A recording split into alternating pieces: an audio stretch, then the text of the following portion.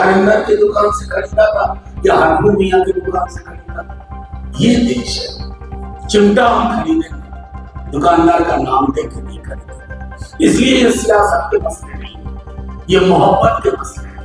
मोहब्बत पे सियासत नहीं। इनकी ये अर्थव्यवस्था संभाल नहीं पा रहे। तो जब अर्थव्यवस्था नहीं समझती है तो मोनेटाइजेशन और सभी आपके लिए पैसा उगाही का तरीका हो जाता है। मैं देखिए, हमें जो करना था नेता प्रतिपक्ष ने कर दिया। अब ये तो आप भी मानेंगे ना, लकीर तेजस्वी जी ने थोड़ी लंबी खींच ली है। अब उस लकीर के अगर कोई आगे भी फकीर बनना चाहे, हमें उस फकीरी से कोई देख नहीं। कोई और सवाल?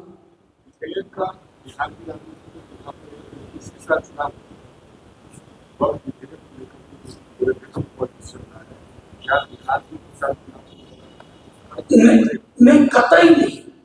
ये सियासत से जोड़िए ही बात। ये गंगा जमनी तहजीब है, पुराना मुहावरा है।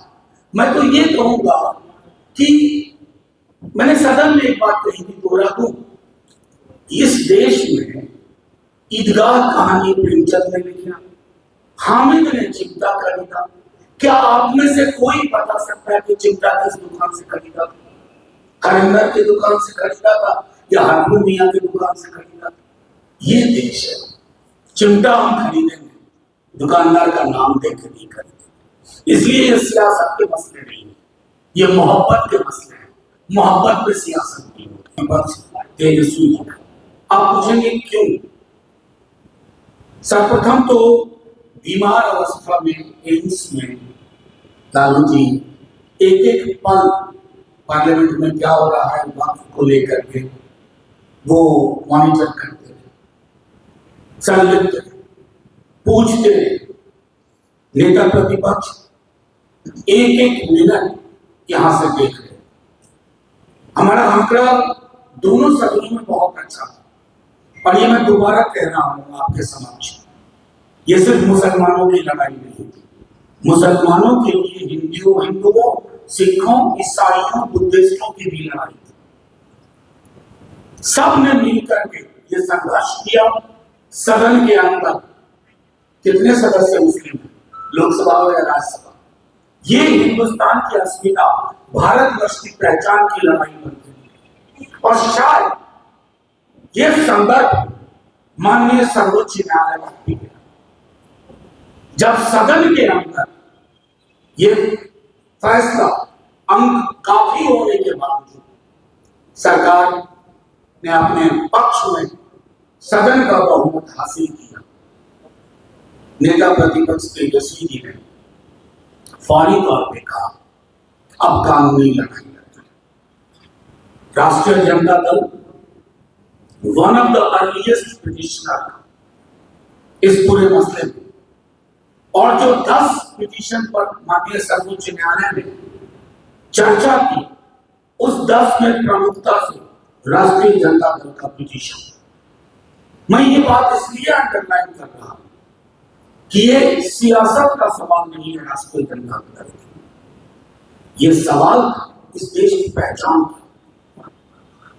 और मुझे बेहद खुशी है कि 2-3 जो महत्वपूर्ण पहलू थे उस पर सर्वोच्च न्यायालय ने एक दिशा दी।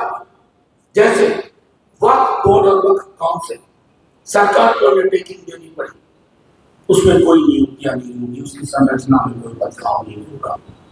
नॉन मुस्लिम्स की मौजूदगी, उसके बारे में भी स्पष्ट तौर पर निर्देश दे दिया गया कि एक्स ऑफिसियो जो पहले के अलावा कोई नहीं।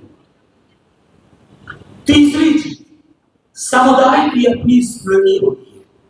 सदन में भी लोगों ने कहा कोई चीज 600 साल पुरानी है, 800 साल पुरानी है, 900 साल पुरानी है, किनको कहां से कागजात हुआ? अभी बिहार में जमीन का सर्वे हुआ, कई लोगों के पास कागजात नहीं। और एक लोक स्मृति को असल में सोच क्या, इस भाजपा की सरकार जो कि बिहार में भी विद्यमान है, दोबारा से नीतीश जी की अंतरात्मा फिर जब उस करवट बैठी, इनकी ये अर्थव्यवस्था संभाल नहीं पा रहे। तो जब अर्थव्यवस्था नहीं संभलती है तो मोनेटाइजेशन ऑफ जमीन आपके लिए पैसा उगाही का तरीका हो जाता है। आपके मित्रों की लंबी फहरिस्त है, आप उनको उपकृत करना चाहते हैं, नाम लेने का कोई फायदा नहीं। अभी बहुत सारे मसले हैं। वक्त का जो संशोधन आया, जो विधेयक, जैसे 5 साल प्रैक्टिसिंग मसले, अब ये ऐसी चीजें हैं कहां जाकर के एम्प्लॉयमेंट एक्सचेंज की तरह तो है।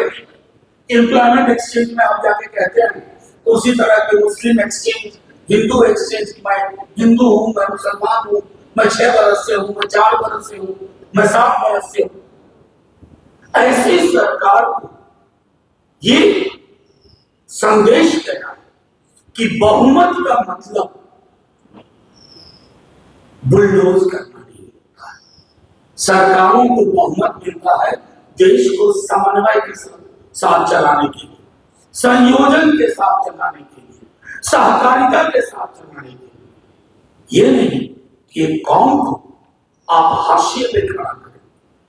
और मुझे बेहद खुशी है, दोबारा दोहरा रहा हूं, बिहार ही नहीं पूरे देश की आवाम, किसी भी समाज के हो, उनको ये स्पष्ट हुआ कि ये तौर तरीके देश को नुकसान करें।